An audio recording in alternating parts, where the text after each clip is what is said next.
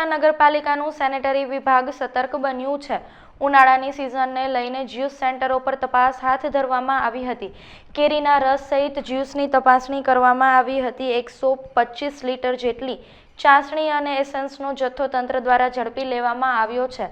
પાલિકા તંત્ર દ્વારા દંડનીય કાર્યવાહી કરવામાં આવી હતી તેમજ અખાદ્ય કેરી ચાસણી અને ઝડપાયેલ એસેન્સના જથ્થાનો નાશ કરાયો હતો।